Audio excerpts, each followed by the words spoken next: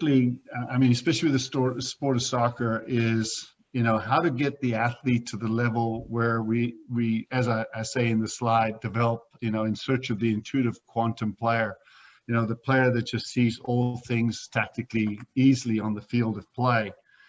And, you know, the idea is that, you know, how much of the athlete is someone like Messi just going to be there regardless of what we do as a coach around him, or is there some level of nurture?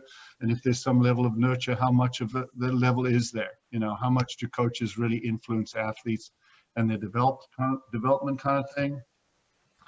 I'm very big, obviously, into the brain. I feel like the brain is the most important organ that we train with regard to athletes.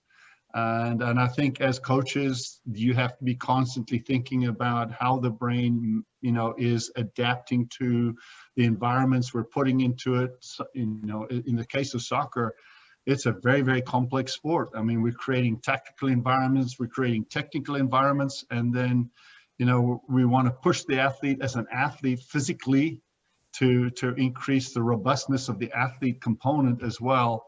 And in all of this, we're trying to kind of manage this holistic development of the athlete at the same time. But if we're not thinking of how this all works together, then I think we're sort of putting ourselves in a position where we want to learn and develop as much as coaches. I mean, if you look at the game of soccer, it's pretty simple. You got the tactical side, the technical side, the game tactics that the coach might put in front of the team in terms of formations and stuff like that. And then this whole athlete side, this self-belief, confidence, you know, the ability for an athlete to step on the field with total confidence they can play the game. So I just sort of put a little more into that. And just the tactical side is very, very, very brain-based. It's in many cases can be very intuitive based, and how you teach these things. I think even at the Premier League, I still see a lot of linear soccer in that triangle linear soccer environment, and you don't see as much quantum soccer, which I'd like to see. I'd like to see a lot more quantum soccer going on, but it still doesn't take place as frequently as you'd expect it to. And then all the technical side, the physical aspects, things that should be taught back in the age 7 to 10 range. But the key we're looking at today is this athlete, the belief, the self-belief that they have to, when they step on the field, you know, have both the physical brain understanding everything the physical brain needs to manage in the game, and that this cognitive thinking mind and this belief that they can do everything that they want to do, so that they actually play without thinking, you know, be in the game and operate without ever thinking, just reacting to the moment of the game. And so where I'm going to focus on the coaching styles, the teaching environment, stuff like that, that create this leadership environment for young people. If you look at the coaching pathways, I feel like, you know, this is a slide I've shared with a lot of different people in sports. I think that in coaches, we have, as a genesis, as a coach, we can go in a variety of different directions. We can go into more what I would call a fear-based direction, which is where your coaching style creates a lot of fear. Kids get really scared to screw up in a practice or screw up in a game because you just unload and go ballistic on the poor son of a bitch. You know, even the control-based environment, even if you go down here and you're looking at this control-based area right here, it still creates this level of fear and trepidation with regard to screwing up and messing up, and all the way into what I call this collaboration style of coaching or leadership that actually I think creates and generates a much better harmony between coach-athlete relationship, and I think puts a better product on the field in the long run. But, you know, coaches need to understand they can go anywhere along this pathway, you know, and obviously if they're dealing with women and girls, they better be on the right side of this, more towards the, you know, the middle to the right, you know, that type of thing, because you don't, you know, girls don't really operate really well in a fear-based environment. And then I thought, I put the slide up for soccer because I don't know that you might agree or not agree with me, but I think understanding the tactical components of the game doesn't require a lot of experience, a lot of years of experience as a coach, because you can kind of gain this from other people, from books, from reading and interaction fairly easily. I think teaching the technical side takes longer for coaches, simply because you can understand the technical side, but how to teach it takes time because you're dealing with the person and you're dealing with communication with the person or the athlete. And then the side that I call the athlete holistic side, which is really kind of developing the human, not necessarily the soccer player, but the human being themselves. And then just augmenting everything that you're doing to try to make this person feel better about who they are, what they're doing, how they do what they're doing. Because if you can improve the holistic side of your athletes on the field, they are going to get on the field and perform much better on a tactical and technical level. There's no question in my mind. It doesn't matter what sport you're in. If you focus a lot more on the holistic side, I think everyone gets better. And then, why do we love coaching? Why are we all in this game? I mean, there's so few of the coaches in the world of coaching that actually make serious bucks coaching, but most of us do it because we love to do it. And why do we love to do it? And I put that, this has to be a draw, right? You look at the expressions, these guys, I don't know what game this was, but they had to have draw in the game between these two guys. But if we look at the value in coaching, and to me, the value in coaching can be kind of in these areas of coaching. And to me, as a coach, for years and years and years as a coach, the biggest value that I got from coaching was the teaching moment. And, I just did a stint with an international swim league team in Hungary, and I was dealing with professional athletes in their mid to late 20s, a couple in their 30s. And I was still able to teach these people technical aspects of the game.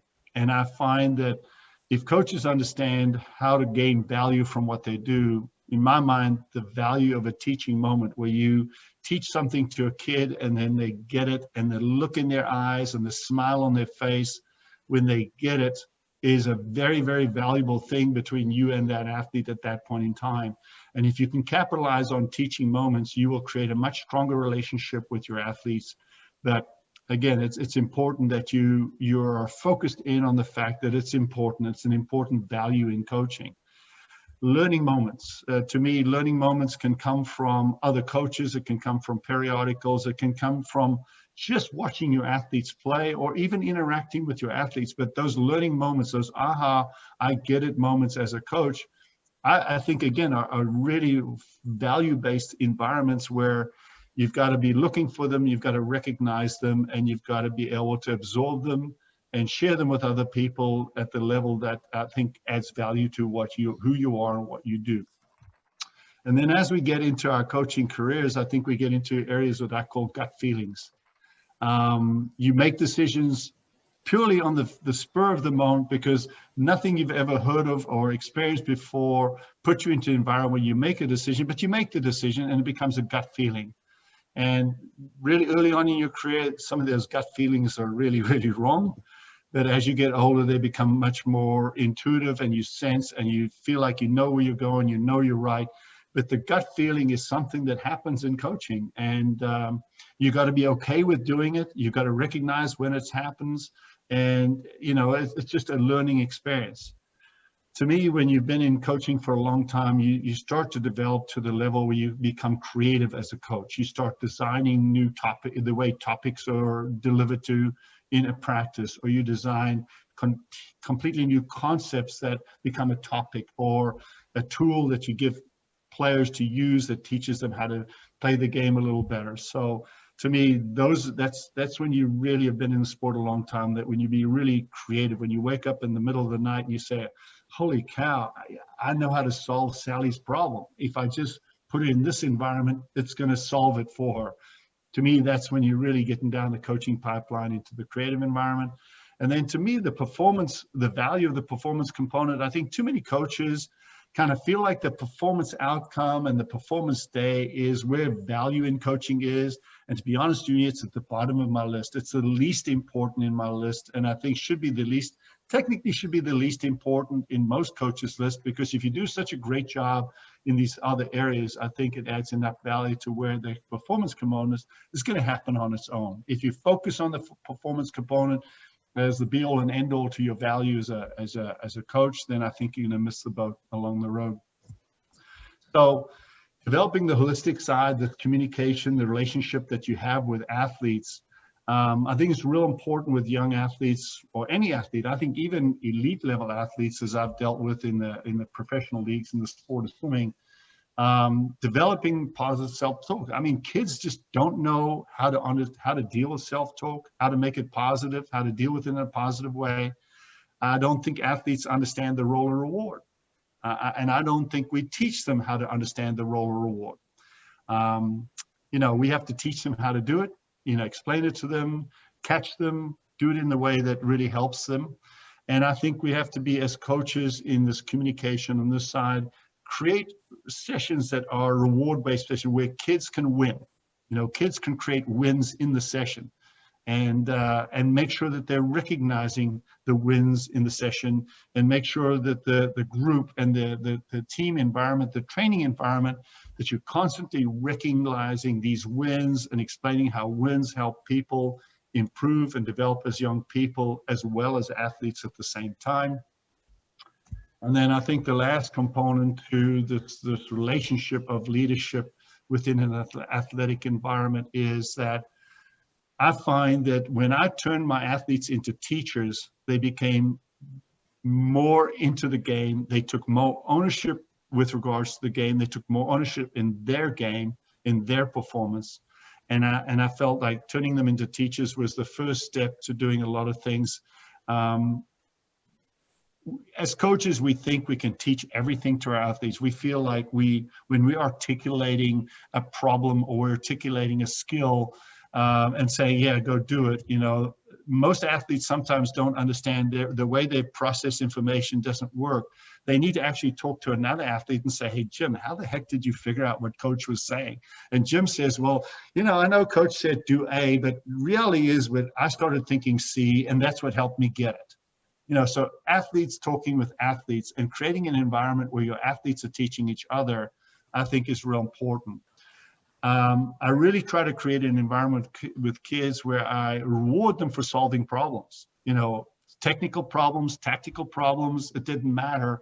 If they could come up with a new skill or a new drill, or like, coach, we've been trying to do this and our games are sucking and, blah, blah, blah. Do you ever think of trying this drill, type of thing? So solving problems.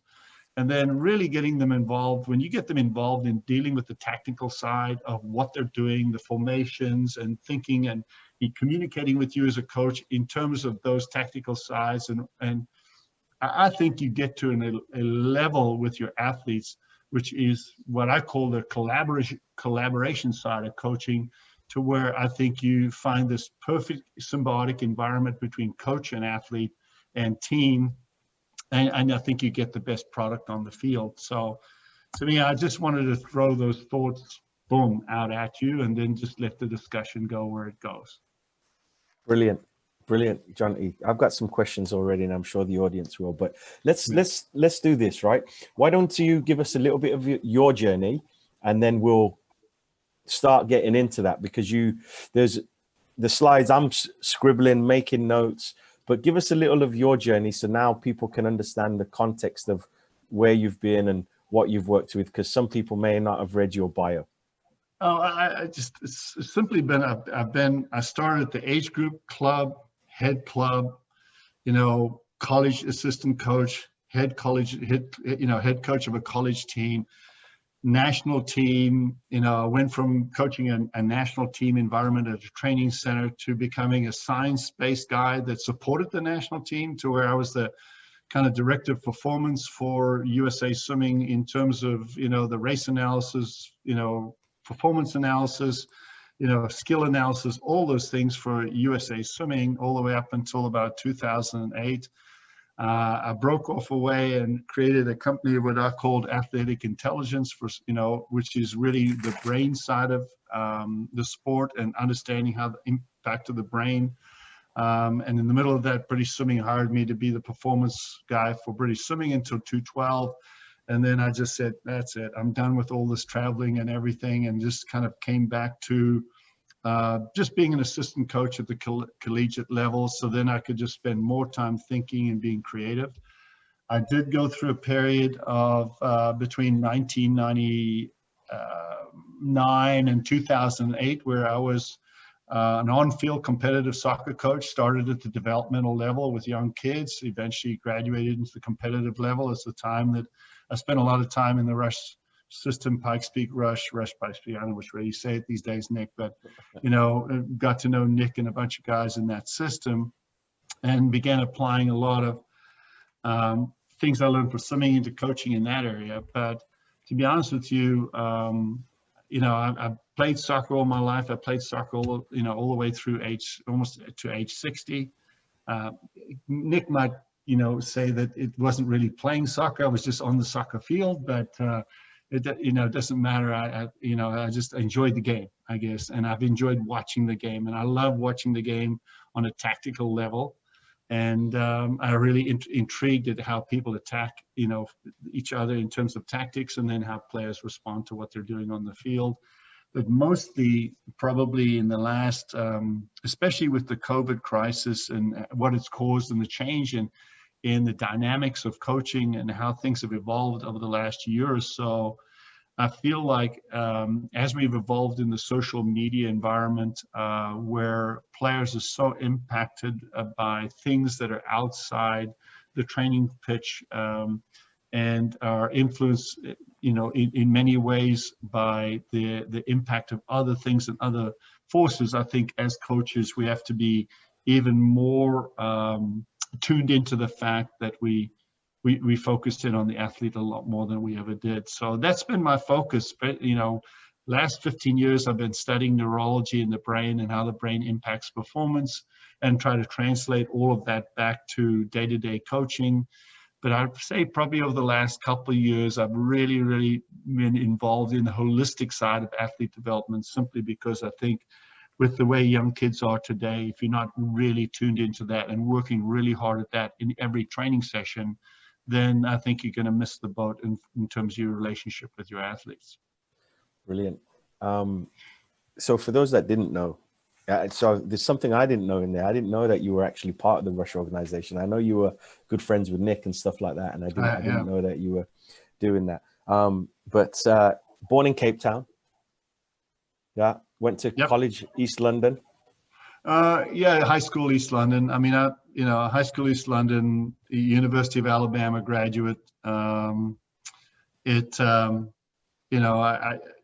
self-taught guy. I mean, I didn't do a lot of courses. I've been self-taught all my life. And, you know, if I needed to learn something, I just found the books to read and read them. And then the really good thing about being the science-based coach that I am is I read about science, but I had this wonderful laboratory of athletes to sort of, you know, find out how science worked, and then eventually how neurology worked. Because it's one thing if you take an athlete at let's say even at the high school level, you know, physically mature level, and you want to change something, it's not easy to change anything. You know, you have to really understand how to affect change on a neural level, and then create environments that allow athletes to change. So, you know, I've played around with a lot of modalities in terms of education, but most of it is just flat out experience, just being there every day on the, you know, for me, many years on the pool deck, for quite a number of years on the playing fields, teaching kids, and then I'm a student, you know, I never stop learning. Yeah, willingness to learn, which is so refreshing to hear. But just, you know, you've mentioned the word holistic quite often, right? And this month, our core value is leadership, and our topic is actually leadership. But instead of going with leading the athlete, we were going with leading the person, right? So how, for the coaches on and the coaches that will watch this later, what are, you know, 1 to 5 steps for the coach to be holistic and be able to lead the player? I think the absolute first step is you have to have conversations with the athlete that have nothing to do with the sport that you're involved in. I mean, you have to actually get to know the athlete.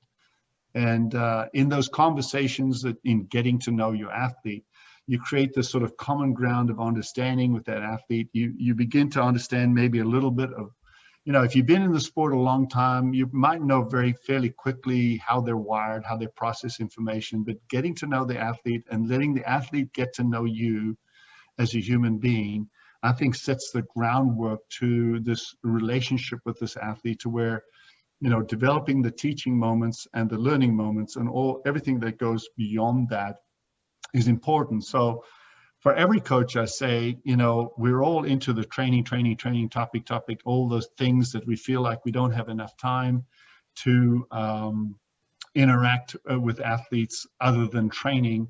And in my mind, you have got to create time, and you've got to find time to be able to interact with your athletes on a personal, just one-on-one, who are you as a human being kind of level. And if you don't start there, and if you don't create that foundation right there, then I think everything that comes on beyond it isn't as valuable to both of you, actually to both of you. Because when you sort of invest in the athlete, and the athlete realizes that you're interested in them, and you're invested in their development as a human being, then I think it all works. The worst thing, if you go to that fear-based side, or even the control-based side, it's hard you can still, if you're in a control-based environment as a coach, you can still create that investment in the human side.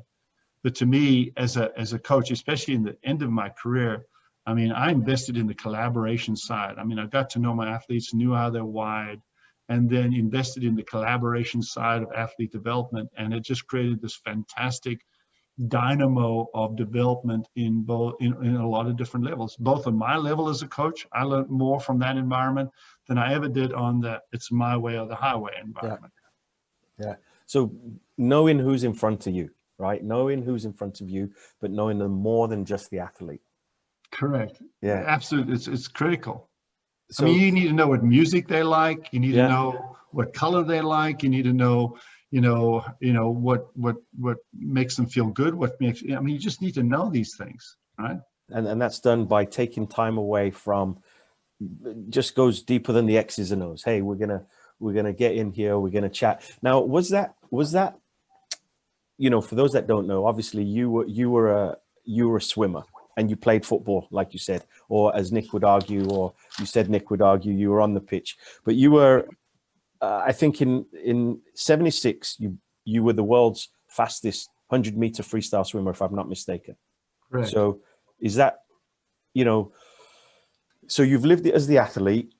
Was there certain coaches, Jonty, when you were competing, that took the time to do this? I know you said you were self-taught, but was there moments where you thought, I don't want to be that coach because they just want me swim, get your head down, swim. They don't know what makes me tick. They don't know.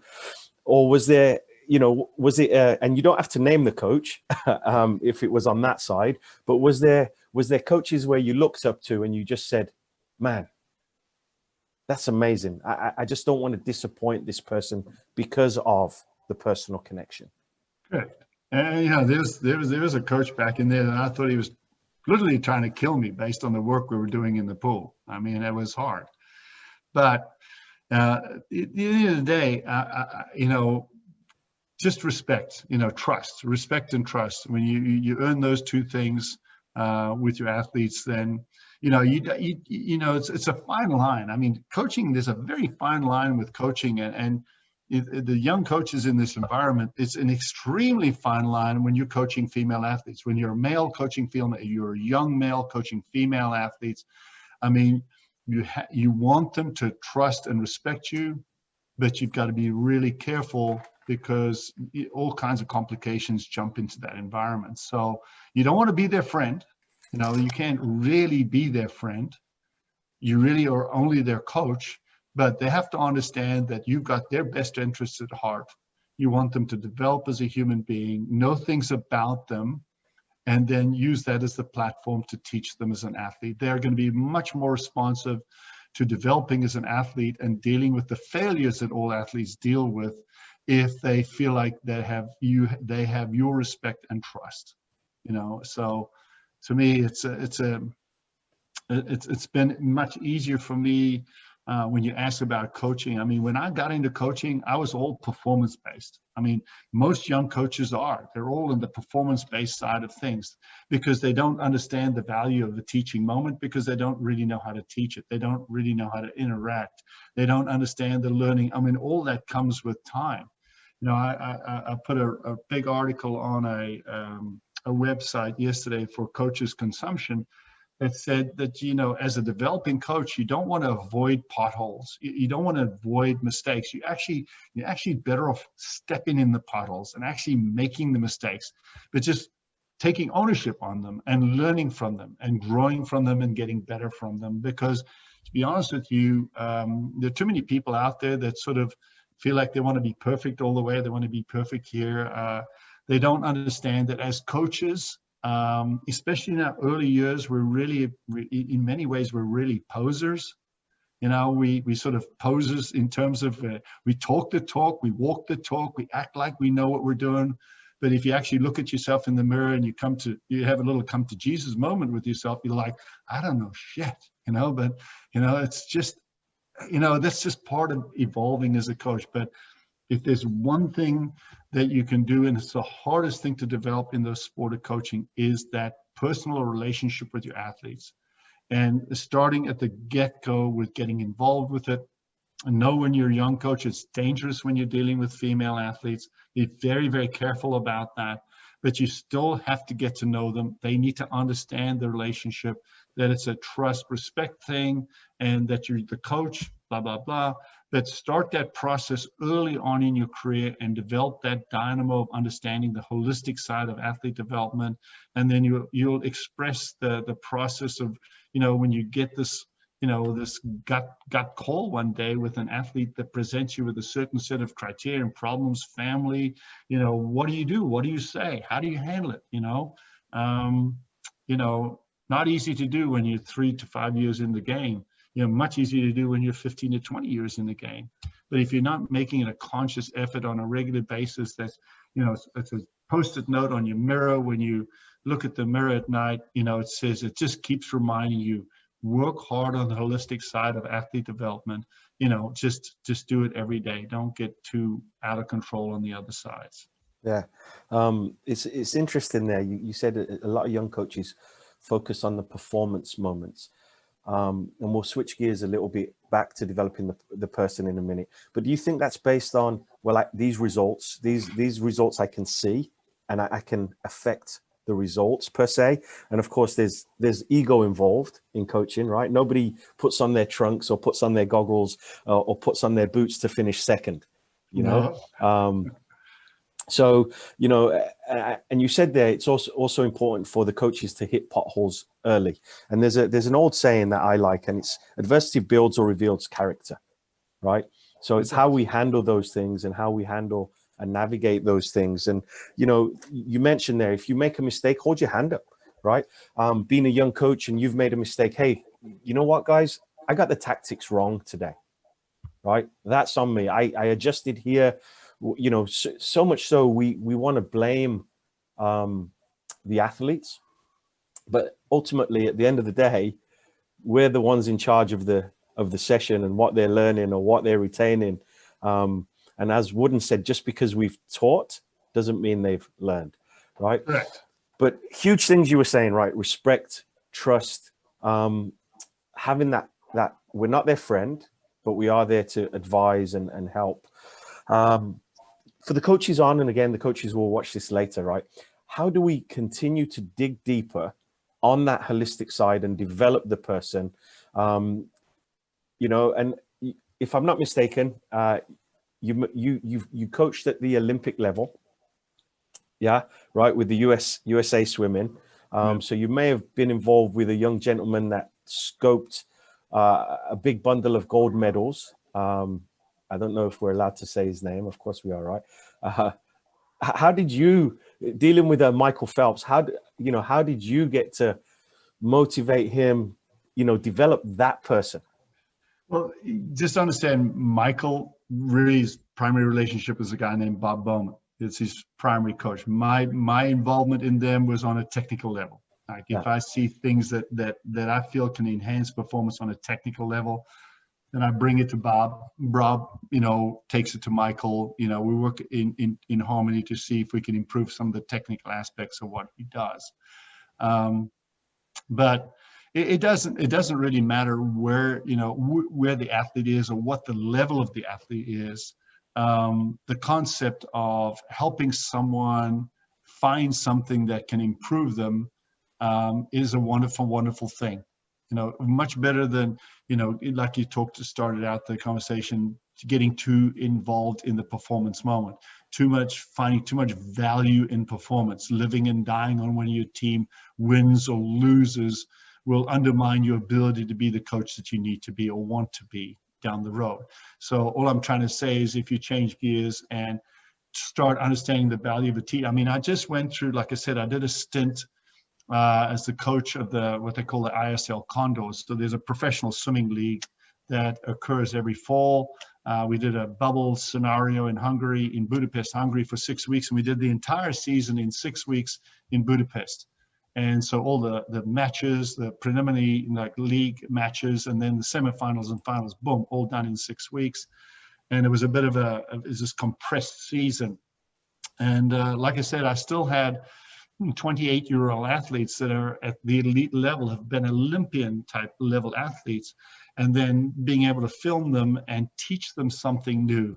And then to just see the look on their faces when they just got that aha moment. They're like, finally after freaking 18 years in the sport, I finally figured out how to, you know, kick underwater, you know, type of thing. I got how to create a harmonic underwater. It doesn't matter that they're at the elite level, Michael Phelps, Bloom, you know, type level. When they learn something new, it's a fantastic feeling. It's a fantastic feeling for them. It's a fantastic feeling for you as a coach. And you've got to be creating and looking and, you know, just creating environments like that. And to answer your question directly, when you understand the athlete and they trust and respect you and you have great teaching moments, the teaching moments aren't just about that environment in the game. It's about what's going to come down their lives one day. You know, it's like a kid got frustrated. I was in this meet with the ISL and the kid was a little fried about something small. I mean, it was something small. And I said, listen, you know, I'm going to tell you her name, but I said, listen, you know, you're going to have to, you might be in a situation where you have a job, your husband has a job, you have kids, you have to cook them breakfast, you have to get them out the house, get out of school, you've got stress on your mind, you've got a freaking presentation at 10 o'clock, you've got a 5-week circus going on before you go out the door. And I hate to tell you, but if you can't handle this, you're never going to be able to handle that. You know, so you have to understand that things that you learn from the game and playing the game and training to become better at playing the game are going to be things that are going to carry you through all your life. So I think it's real important for coaches to find ways and means of taking teaching moments in the training sessions and relating them to everyday life and helping kids understand and make that connection of how what they're doing on the pitch helps them become a better person down the road. And I think when you start kind of drawing those relationships and those comparisons to young athletes, it enhances, again, this relationship. It enhances the holistic side. They feel stronger and better about who they are. And again, I'll say this every day, all day, a stronger self-belief, confident in an athlete walks on the pitch will play at a much higher level than their technical or tactical skills simply because of their confidence. Yeah. Right. Something we call Superman syndrome with the little kids, or superhero syndrome. I love that. Now, in your slide deck, Jonty, you looked at the value in coaching, and there was teaching moments, learning moments, gut feelings, creative moments, and performance moments. We've touched upon the performance moments a little bit. Let's go a little with the gut feelings, right? And again, that comes with experience and, you know, knowing again who's in front of you. Just because I've used this formula to deal with this person, it may not work with another person, you know. So what you know, let's go a little on the gut feelings. And, you know, when you can smell, feel it, obviously it's gut feelings, so it's a little different for each individual. But can we go into that a little bit more? You know, I think I put it up there because gut feelings are a huge part of being a coach. And I don't want coaches to shy away from their gut feelings. I don't want them to shy away from just what just wells up from the inside in that moment, at that time, you know, in the moment. and just go with it. And because at the end of the day, you sort of have to teach yourself how to help you make your gut feelings be the correct decision in the long run. And gut feelings when you're younger, are you're going to screw up. When you get older, they're going to work for you, and they're going to be spot on, and they're going to be exactly what is needed in the circumstances that, as they present themselves to you in that moment. But I think some kids, some younger, yeah, I call them kids, but young coaches kind of might have thoughts, and I should do it this way, or do it that way, but they don't act on them, and they don't say them because they're scared and they're fearful for making a mistake or stepping in the pothole type of thing. And to me, gut feelings are feelings that, again, like I say, they're just the situation is something that you've never experienced. The circumstances are just completely new. You can't really draw something from the conversation you had with an athlete last week or last year or 10 years ago. You just got to allow just this, your brain really is this amazing thing that retains all this information, retains all these experiences. I mean, it grows of every experience you experience in your life. You're different tomorrow than you are today. You're definitely different a year from now than you are today. And you just got to trust that your brain's going to come up with the right thing for you. And like you say, you can't get there without exposure and living it every day, living it and experience. But if you don't allow yourself to make gut feeling decisions, yeah, you'll never develop enough confidence to make them down the road. Brilliant. It looked like Debbie was going to unmute and ask a question. Debbie, did you have a question? You might have to unmute. Let me, I'll unmute Debbie. Oh, we're having some. There you go, Debbie. Do you want to ask your question? Yes, I just wanted to, and I really enjoy this guy. He's brilliant. I think she's talking about you, Jonty, not me. I thought you were talking to me. Not you, Chris. How do you think repetition of a skill creates better retention of the brain, especially at an early age, and the skill becomes just a natural part of that particular athlete? It has to be. I mean, it has to occur at an early age. I mean, we know the technical side of the game. A lot of the technical side of the game has to occur between ages 7 and 11 type of thing, right? If we do the job during those ages, then, we get the foundation in. And then as you go through the peak height velocity period of 11 through 15 or 16, where things are going to adjust and change all the time because of growth and growth spurts and get big feet all of a sudden and all those things, you at least have a foundation to work with. But to answer your question, Debbie, repetition is really important, but it has to be perfect repetition. It has to be, the skill level has to be at a perfect level. And not only does it have to be a perfect level, but you as the coach have to recognize it as a perfect level and help them recognize it. And then more important than that is to reward themselves for recognizing it. They need that intrinsic self-talk to reinforce the brain so that it knows that it's doing the right thing. Because right.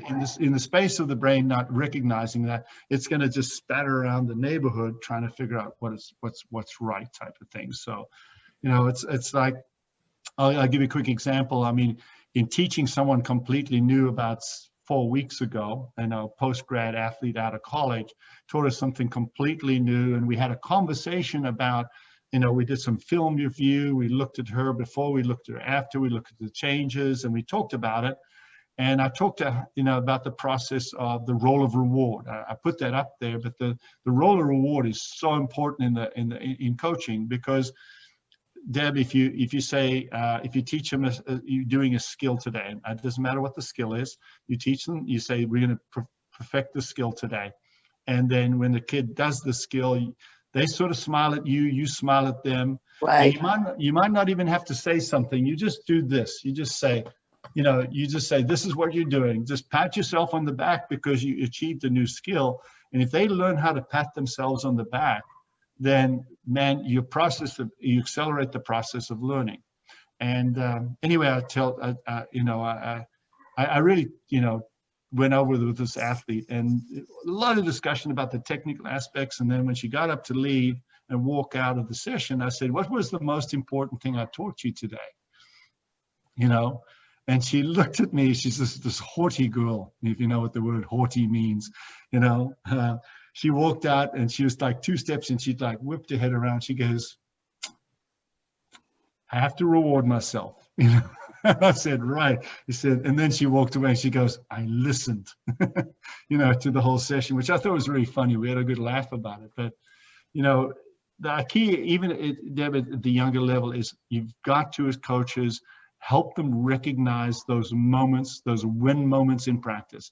And if you're missing them, you're missing the opportunity to reinforce the learning process. Brilliant. Debbie, good question. So, Jonty, you talked about earlier, you know, getting the golden age is obviously a 7 through 11. So, and teaching that technique. How do we teach technique where kids are wanting more, recognizing their win moments, but doing it age appropriate and developmental, where it's not just repetition, dribble through cones? So, in your experience with the swimming, obviously, with swimming, I don't know how much variance there's going to be, but with football, right? What are ways that you would teach technique and keep it interesting, as opposed to no pressure, no decision making and stuff like that? Because my concern is that people might hear your answer and go, okay, we've just got to dribble through cones and we just got to get that time faster. But on Saturday, we don't play against cones. I know. You know, to me, teaching follows a very concrete progression, right? You see the skill performed, so you've got to see it on a visual level. So either you give your kids video or you perform it for them as a coach, and then you do it slow. You do it actually execute it very slow, and you reward slow, and then you do it hopefully with some level. And the best step that it's very hard to do on the soccer pitch is, in swimming, I teach it with resistance. So provide the pattern of whatever they're doing, provide resistance, and it helps the teaching adaptation process, and it's hard to do that on the pitch. But you know, you teach these mechanics and then you perfect them in isolation. And then you put them in small-sided games, and then large-sided games, and then full games in your practice pitch. And in the small-sided games, you absolutely hit them every time they perform the skill in the small-sided game. So whatever drill you're working on, if they hit it in the small-sided game, you go, Jim, you know, and you pat your back, and they know it instantaneously. You don't say anything, you don't anything. You just, they hear their name, you know, they quick look at you, they see this, and they know that, hey, that was great, I got it right. So you do it in the small-sided, expand, just like the normal training sessions for soccer. You just expand it so that it becomes part of the session, and then you make it the focus that week in the game, right? Because we're all about developing these kids so that they really perform at the elite level down the road. So you really make it a focus of the game that weekend. I want to see how many kids can perform this skill in the game. And as happens with all things with the brain, it doesn't happen immediately. I think in the sport, you know, when I coached soccer, it usually took anywhere sometimes, which is normal for the way the brain adapts. It takes sometimes 1 to 3 months to really see a topic that you might have focused on that day. And you don't stop. You're going to come back and do it again and do it again and focus on it. But it takes, you're not going to see it instantaneously. And I want coaches to understand that you won't necessarily see it instantaneously in the game that weekend. It takes a while for the brain to really adapt, absorb, and then feel comfortable executing something in a game. But if you're not prompting them to bring those kind of focus topics or skill things and looking for it in the game, you know, you'll never see it. So the answer is just sort of progression inside, teach, slow teach, skill, small, big, bigger game, yeah. and just make it something that's important. And then again, the prompting, the self-recognition. Yeah. Yes, it's so important. We talked about teaching moments, and you said giving children ownership. So now I'm a player. I've just seen you. I'm giving you a thumbs up. Jonty, you did it. Well done. Yeah. You know, yes. So just, I think it's what Mark Bennett calls the power of 3, right? Recognizing the teammate and stuff. And I think that's huge, right? But you just said something that's just opened a huge, another, we could go down a rabbit hole here. And you said it could take from 1 to 3 months for a topic to stick, right? To become sticky and learning to become At sticky. least. Sometimes right? It's a season for Yeah. kids. So when we look at that though, when we look at coaching, right? Anybody who coaches, we have this curriculum and we have these cycles and we have this periodization plan, which goes in 2-week cycles, right? So if it's taken a minimum of 1 to 3 months or could take a season, I think sometimes we're in such a hurry to move on because things haven't stuck. Well, this is where we should be. Or the other aspect is, well, here's how the result went. Here's how the game went this weekend. Let's look at your boys. Now, let's not take Chelsea. I'll keep Chelsea out of this, Jonty, for you at the minute. You're in a purple patch. But we'll take, we look at the youth game. Okay, hey, we've been working on defending all week, for example. Now we're not scoring goals. So the quick reaction is to go, okay, well, I've got to work on finishing now because we didn't score goals. And we flip-flop as opposed to staying, which I suppose leads into gut moments, right? Or gut feelings. How do we, listen, I got to stay with this longer because they're on the cusp of getting it, So as coaches, though, we flip-flop. Oh, we've done this for 2 weeks. We're going to do this for 2 weeks. And I think sometimes we forget to really make that learning sticky. Right. And sometimes it's the clubs. Sometimes the club wants us to move on because we're on the periodization plan and so on and so forth. There's one part of a relationship between coaches and athletes and your team learning environment and your team-based environment and how much the athletes within the team-based environment are part of the rewarding system, and that just doesn't happen instantaneously. You've got to create that. And, in the teaching moments or in the topic that, when you play a game and it doesn't happen in the game, I mean, to me, when for me as a coach, when my athlete performs, I don't talk to them about performance before the performance. I don't interact with them at all. In fact, I just, I'm one of those coaches that puts them on the field or puts them in the pool, goes and sits up in the stands or the bleachers and watches the performance from that level because I like the bird's eye view. And then after it's done, the first thing I do when I interact with the athlete is I said, I want you to tell me what you did well and why you think you did it well. And then I want to tell me what you didn't do well and what do you think you can do to make it better, right? So I always have that conversation with the athlete. Before I even say anything to them, I want to hear what they have to say.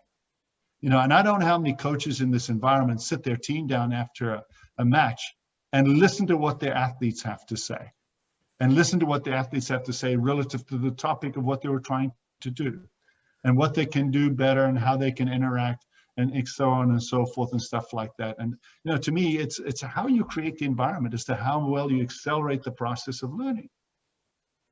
Yeah.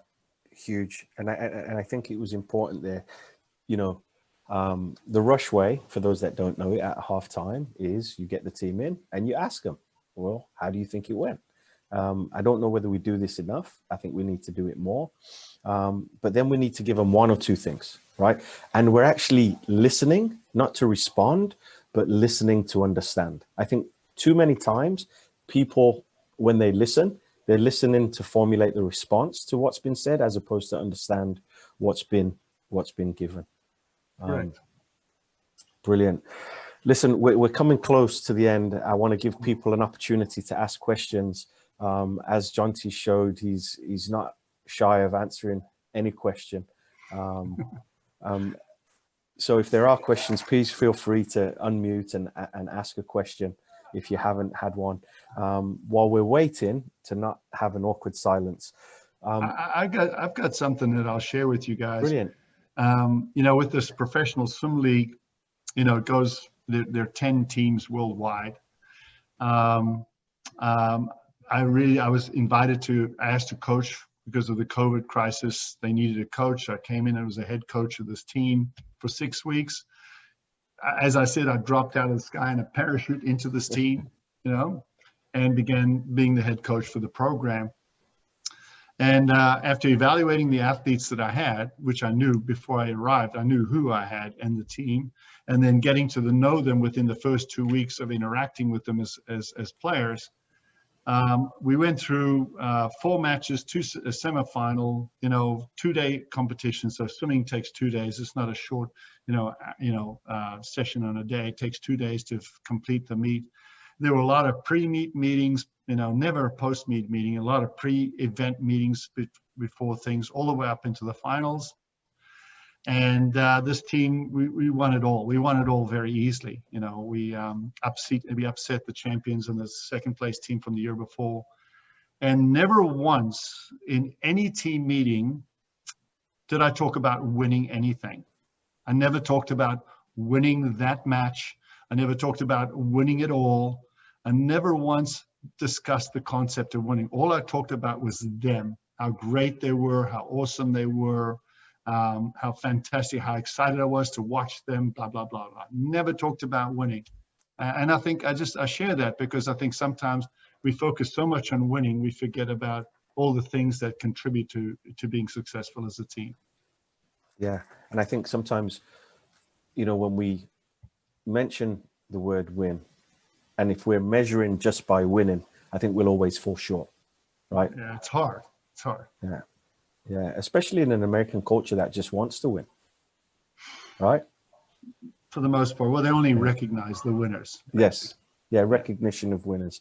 But if they're... So here's a question I want to ask, Jonty, and we'll take maybe one more after.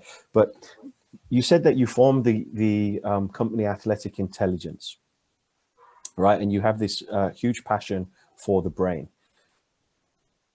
Did you develop that because you saw there was a void, or you started to research more and looked at the science and you went, man, we're missing a huge part here? To be honest with you, I have a brother who actually lives in London, who's he's a bit of a boffin, really, and he picked up a book called The Brain That Changes Itself, read it, and said, "You got to read this." And at the time, I was dealing with the frustration of being like a performance director, and I would basically show up at your doorstep and work with the national team athletes in your training pool, and then I might teach them something new and go over it with film, and then I'd come back a month later, or I'd see them in a competition a month later, and nothing had changed. And so I realized it was so important to understand how the brain manages change and how to trick the brain to handle change.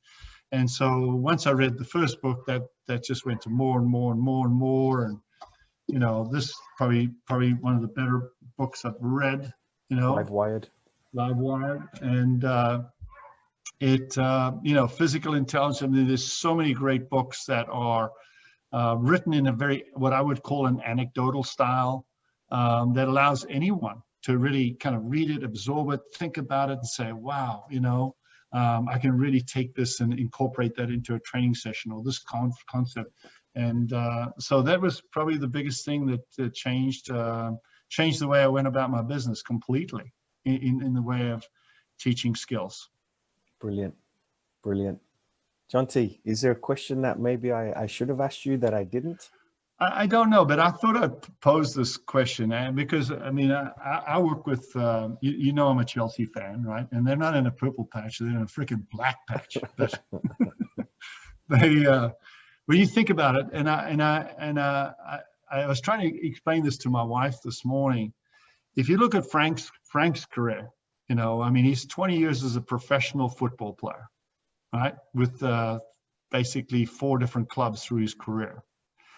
And then he comes out and he's 1 year with Derby, right? Yep. And then boom, straight into Chelsea at the Premier level. We automatically assume someone like that knows how to coach, right? We just assume that they know how to coach. We just assume that they know everything there is to being a coach. And I think that's the biggest mistake we make in terms of organizations, is that we make that assumption. And I think it's dangerous, because everyone, I'm assuming most people, so I know most people that are on this or listen to this might have been in coaching in 15, 20 years. And they realize and recognize how long it takes to really create that wonderful, strong, bonding, holistic relationship with athletes in a way that's meaningful, that lasts, that works, and puts players on the pitch completely comfortable and confident with the environment they're in. So if you take the example of these two German guys that are playing for Chelsea right now, Havertz and Werner, you know, your problems are, okay, was the Bundesliga so freaking slow that when they came to the Premier League, it was too fast, they couldn't handle it? I don't think so. I don't think the Bundesliga plays at a pretty comparable level in terms of speed and maybe intensity of defense and stuff like that. These guys have lost confidence. And why have they lost confidence? You know, where's the disconnect in why they've lost confidence? You know, the hardest thing for a guy like Lampard is, you know, half his coaching occurs in the freaking media. You know, the media wants clickbait, and they're like, you know, Lampard's thinking this about Havertz and blah, blah, blah, blah, blah, blah, blah. It's hard to do. It's much easier when you're coach of an age group team or a developing team. But once you get to the college level or the pro level, the semi-pro, all of a sudden, half your coaching occurs in the freaking media because that's what they want to get involved in. But the point I'm trying to make it is, even someone like Frank, who's been in this league a long time, that's only actually coached for a year, you know, to me, man, I just, you know, it's going to be I'm going to be actually surprised if it's not a train wreck. Yeah. Because it's hard to believe that they know enough about, a person knows enough about actually coaching, even though I'm sure Frankie coached kids alongside him for years and years. I mean, when you get to that level of player, you know, when he goes to New York, he's a pseudo coach at the same time anyway.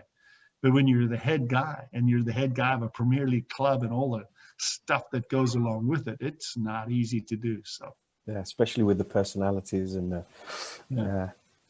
brilliant. Jonty, superb.